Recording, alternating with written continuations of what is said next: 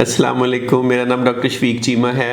मैं diplomate American board of internal medicine और nephrology हूँ and currently I am working as a professor of nephrology at Allama Iqbal medical college Jinnah hospital Lahore.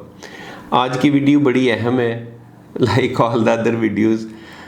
इसमें हम बात करेंगे वो कौन कौन सी दवाइयाँ, मेडिसिन या ड्रग्स हैं जो किडनी को डैमेज कर सकती हैं।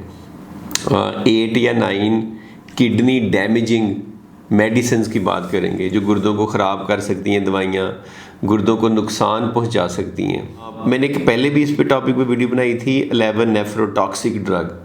नेफ्रोटॉक्सिसिटी का मतलब होता है जो गुर्दे ख़राब करने वाली मेडिसिन है, नेफ्रोटॉक्सिसिटी करती है, गुर्दों को उसमें ख़राबी लाती है। जो किडनीज़ के अंदर नेफ्रॉन्स हैं उसके मुख्तलिफ हिस्से होते हैं, ग्लोमेरुलस होता है, ट्यूब्यूल्स होते हैं, इंटरस्टिशियम होता है, तो उसके किसी भी हिस्से को डैमेज कर सकती है। अगर दोनों गुर्दों में 20 लाख नेफ्रॉन्स हैं तो उसमें 20 लाख ही ग्लोमेरुलाई होंगे, 20 लाख ही ट्यूब्यूल्स होंगे। तो कुछ ट्यूब्यूल को डैमेज करती हैं तो वो एक्यूट ट्यूबुलर नेक्रोसिस करती हैं। कुछ ग्लोमेरुलाई को डैमेज करती हैं तो ग्लोमेरुलोनेफ्राइटिस कर सकती हैं। कुछ मेडिसिन इंटरस्टिशियल नेफ्राइटिस करती हैं। ज़्यादा ये दवाइयाँ एक्यूट किडनी इंजरी करती हैं, यानी गुर्दे की फौरी तौर पे जो बीमारी होती है, जो कि अगर दवाई छोड़ दी जाए तो ठीक भी हो सकती है, वो करती हैं। लेकिन अगर आप ऑन गोइंग बेसिस पे लंबा अरसा लेते रहें तो फिर ये क्रॉनिक किडनी डिजीज़ भी कर सकती हैं, हाई ब्लड प्रेशर भी कर सकती हैं, स्वेलिंग भी कर सकती हैं, एडीमा भी कर सकती हैं और मसले मसाइल भी कर सकती हैं। तो वो जो पहले मैंने वीडियो बनाई थी 11 नेफ्रोटॉक्सिक, उसमें मैंने हर्बल मेडिसिन की बात की थी कि चाइनीज़ हर्बल मेडिसिन हैं, हैवी मेटल्स पे बात की थी, ड्रग्स ऑफ एब्यूज़ जैसे कोकेन वगैरह है, हीरोइन है, इन पे बात की थी। तो उन पे मैं ज़्यादा बात नहीं करूँगा। जो रेगुलर दवाइयाँ डॉक्टर्स हम देते हैं आपको, उस पर ज़्यादा हम बात करेंगे कि जो कॉमनली यूज्ड हैं, आम इस्तेमाल में दवाइयाँ हैं लेकिन वो गुर्दे भी ख़राब कर सकती हैं। अब इसमें क्वेश्चन राइज होता है फिर डॉक्टर देते क्यों हैं? डॉक्टर देते इसलिए हैं कि वो रिस्क और बेनिफिट्स देखते हैं। ज़्यादा इन दवाइयों का बेनिफिट बहुत ज़्यादा होता है, रिस्क या साइड इफ़ेक्ट कुछ लोगों में होता है, और वो कुछ लोगों में उसको अवॉइड करने का क्या तरीका है, बचा कैसे जा सकता है। वीडियो को एंड में फिर उस पर भी बात करेंगे कि आप इस सारे से बच कैसे सकते हैं, कि क्या ऐसी मेजर्स आप लें कि आपको मेडिसिन की अगर ज़रूरत है तो मेडिसिन आप लें भी और आपको नुकसान भी ना हो। सबसे पहले तो इस वीडियो पे आगे जाने से पहले मैं नंबर वाइज आपको बताऊंगा, ये जानना ज़रूरी है कि किडनी का रोल क्या है ड्रग हैंडलिंग में। जब आप कोई भी मेडिसिन लेते हैं, फॉर एग्जांपल आपने कोई दवाई खाई है, जैसे ब्रूफिन खाई है या आइबुप्रोफेन है, तो वो आपके मैदे से खून में जाती है, वहाँ से जिगर में जाती है, वहाँ पे उसमें कुछ चेंजेस आती हैं, मेटाबॉलिज्म होता है। फिर उसके बाद अल्टीमेटली 90% से ज़्यादा दवाइयाँ किडनी के रास्ते निकलती हैं। बहुत कम दवाइयाँ हैं जो जिनको जिगर या जो फीसिस या स्टूल्स के थ्रू निकलती हैं, ज़्यादा गुर्दे निकालते हैं। तो अल्टीमेटली दवाई की जो वेस्ट प्रोडक्ट्स हैं या एंड प्रोडक्ट्स हैं वो किडनीज उसको निकालते हैं। तो हर दवाई तकरीबन किडनी में से होके गुजरती है, या मोर देन 90%। हर दवाई बाकी हर ऑर्गन में जाती नहीं है। जैसे बहुत सारी मेडिसिन है वो ब्रेन में घुस ही नहीं सकती, ब्लड ब्रेन बैरियर होता है तो ब्रेन को कभी इफेक्ट ही नहीं कर सकती। लेकिन अगर हर मेडिसिन है गुर्दे के अंदर से होके गुजरना है तो गुर्दों का बड़ा रोल है। गुर्दे की बीमारी के लिहाज से दवाई की डोज हमें कभी कभी ऊपर नीचे करनी पड़ती है, तो इसलिए हर दवाई ने गुर्दे पे इफ़ेक्ट करना है। तो कभी कभार वो इफ़ेक्ट साइड इफ़ेक्ट भी हो सकता है जिससे गुर्दे आपके डैमेज हो सकते हैं, ख़राब हो सकते हैं। तो इसलिए ये वीडियो मेरे ख्याल में बड़ी अहम है। तो नंबर 1 जो इसमें मेडिसिन है जो मेरे ख्याल में काफ़ी किडनीज़ डैमेज करती है कॉमनली, और हम देखते भी हैं, वो तो है एंटीबायोटिक्स। तकरीबन जितनी भी एंटीबायोटिक्स हैं उनका कोई ना कोई किडनीज़ पे इफ़ेक्ट हो सकता है। एज सिंपल एज मेडिसिन जो आप ऐसे ही ले लेते हैं, जैसे सेफेलोस्पोरिन ग्रुप की मेडिसिन है, इवन सेप्ट्रॉन है, वो भी किडनी को डैमेज कर सकती है। लेकिन कुछ ऐसी दवाइयाँ जो नोटोरियस हैं कि जिनके किडनी टॉक्सिसिटी या नेफ्रोटॉक्सिसिटी ज़्यादा है, जिनमें वैनकोमाइसिन आती है, अमाइनोग्लाइकोसाइड ग्रुप की एंटीबायोटिक्स आती हैं जैसे जेंटामाइसिन है या टोब्रामाइसिन है, कुछ एंटीवायरल या एंटी फंगल मेडिसिन भी आ जाती हैं, HIV की मेडिसिन भी आ जाती हैं, TB की मेडिसिन में एक मेडिसिन होती है रिफेम्पसिन, वो भी कभी कभी किडनी को इफ़ेक्ट करती है। तो जितनी भी एंटी फंगल, एंटीवायरल, एंटीबैक्टीरियल या एंटीबायोटिक्स हैं वो गुर्दों को इफ़ेक्ट कर सकती हैं। अब आपने इसमें करना क्या है, नंबर 1 अपनी मर्ज़ी से एंटीबायोटिक ना लें, क्योंकि अपनी मर्ज़ी से लेंगे पता नहीं उसका आपको फ़ायदा होना कि नहीं होना, आप खामखा साइड इफ़ेक्ट कर लेंगे। जब डॉक्टर देता है वो तो कैलकुलेटेड देता है, कुछ अरसे के लिए, कुछ टाइम के लिए, तो वो बड़ा अहम एक इसमें पॉइंट आ जाता है।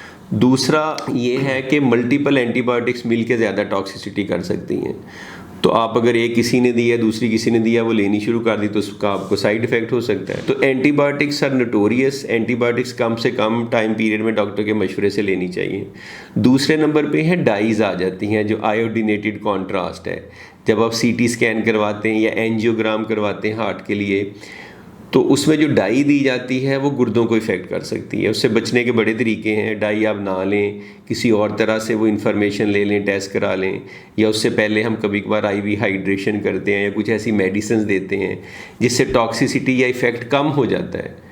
तो उसमें भी वो डॉक्टर फिर आपको हेल्प करता है। कई दफ़ा अगर आपकी क्रिएटिनिन ज़्यादा हो तो वो कहते हैं कि ये टेस्ट नहीं हो सकता, सीटी की बजाय आप एमआरआई करा लें या कॉन्ट्रास्ट के बगैर सीटी करा लें। तो जो आयोडीनेटेड कॉन्ट्रास्ट हैं या डाइज हैं, ये भी गुर्दों पर इफ़ेक्ट कर सकती हैं। तीसरे नंबर पे है कोलेस्ट्रॉल कम करने वाली दवाइयाँ, स्टैटन्स कहते हैं जिन्हें। ये सारी वो दवाइयाँ जो एंड में स्टैटन पे एंड होंगी, जैसे अटोरवास्टैटिन है, सिम्वास्टैटिन है, स्टैटन पे एंड होंगी। ये जो कोलेस्ट्रॉल कम करने वाली दवाइयाँ कभी कभार ये मसल पे इफ़ेक्ट करती हैं, पट्ठों पे ब्रेक डाउन करती हैं। मसल की एक कंडीशन होती है रैप्डोमायोलाइसिस, उसमें से मायोग्लोबिन निकल के गुर्दे पे इफ़ेक्ट करती है, गुर्दे ख़राब कर सकती है। स्पेशली अगर आपने ज़्यादा डोज में ली हो या स्पेशली कुछ और मेडिसिन के साथ कॉम्बिनेशन में ली हो। जो कॉम्बिनेशन में जब 2 मेडिसिन लेते हैं तो उसका फिर साइड इफ़ेक्ट बढ़ जाता है। जैसे अगर ट्राइग्लिसराइड कम करने वाली मेडिसिन और कोलेस्ट्रॉल कम करने वाली दोनों साथ ली हैं तो नेफ्रोटॉक्सिसिटी के चांस बढ़ सकते हैं। तो ये आप ले सकते हैं, लेकिन इसमें आपको केयरफुल होना पड़ेगा कि इससे कोई किडनी पे साइड इफ़ेक्ट तो नहीं हो रहा। तो वो डॉक्टर आपका देख सकता है, बता सकता है। चौथे नंबर पे हार्ट बर्न की मेडिसिन, जो मैदे की जलन की, गैस्ट्राइटिस की, पेप्टिक अल्सर डिजीज़ की मेडिसिन हैं, स्पेशली प्रोटॉन पंप इनहिबिटर। ये सारे हैं, जैसे ओमिप्राजोल है, लेंजाप्रेजोल है, ये जोल पे एंड होते हैं। इनका आखिरी लफ्ज़ अगर आप मेडिसिन का जेनेरिक शॉर्ट नेम देखें तो एंड में जोल आएगा।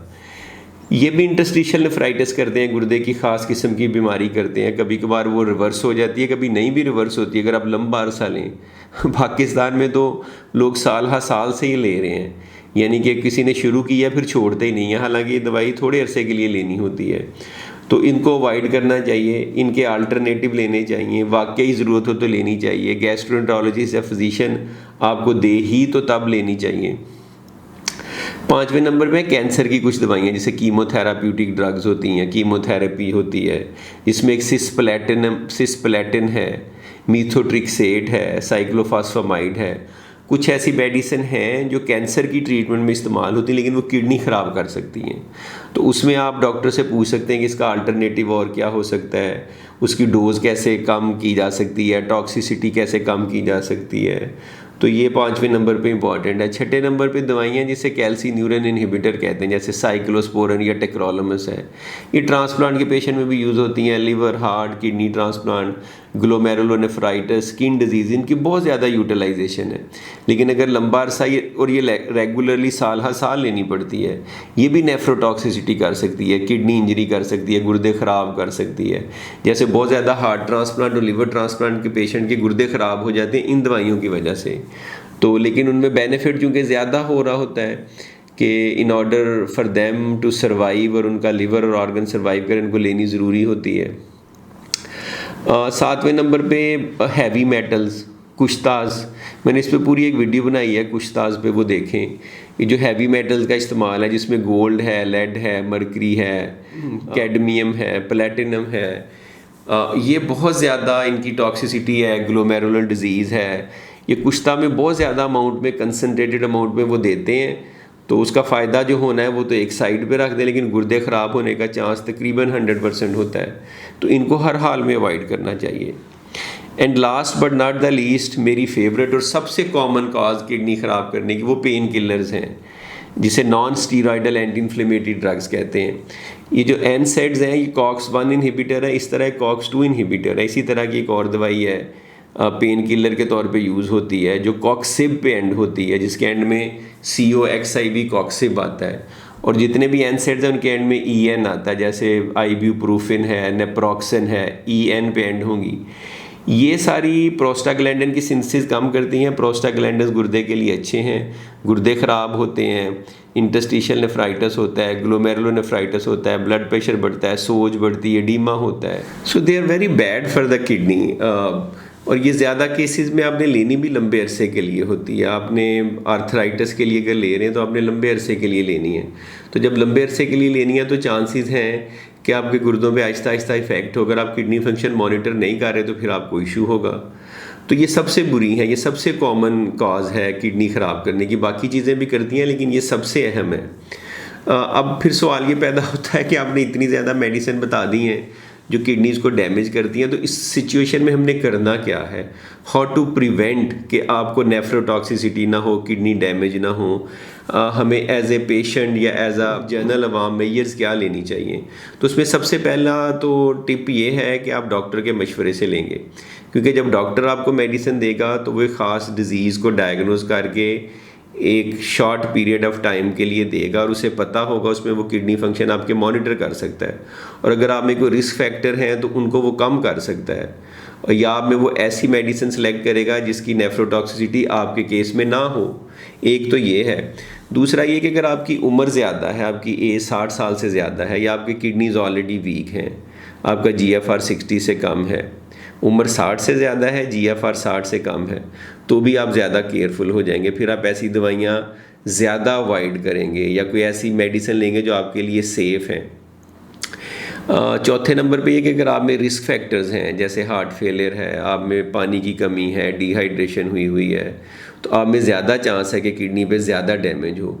तो उस सिचुएशन में फिर ये होगा कि आप में पहले वो रिस्क फैक्टर्स ठीक किए जाएंगे या आपको ज़्यादा सेफ़ मेडिसिन दी जाएगी और केयरफुली दी जाएगी और थोड़े अरसे के लिए दी जाएगी और उसको मॉनिटर किया जाएगा। पाँचवें नंबर पे आप ये कर सकते हैं कि वो अल्टरनेटिव ड्रग्स यूज़ कर लें, ऐसी मेडिसिन यूज़ कर लें कि जिनका आप में चांस ज़्यादा है किडनी डैमेज करने का, तो आप सेफ़ मेडिसिन यूज़ कर लें। जैसे अगर डाई या कॉन्ट्रास्ट से आपकी किडनी ख़राब होने का चांस है तो आप वो टेस्ट कॉन्ट्रास्ट के बगैर करा लें, या एक्सरे करा लें, या MRI करा लें, या अल्ट्रासाउंड करा लें, जिससे आपको वही इन्फॉर्मेशन मिल जाए।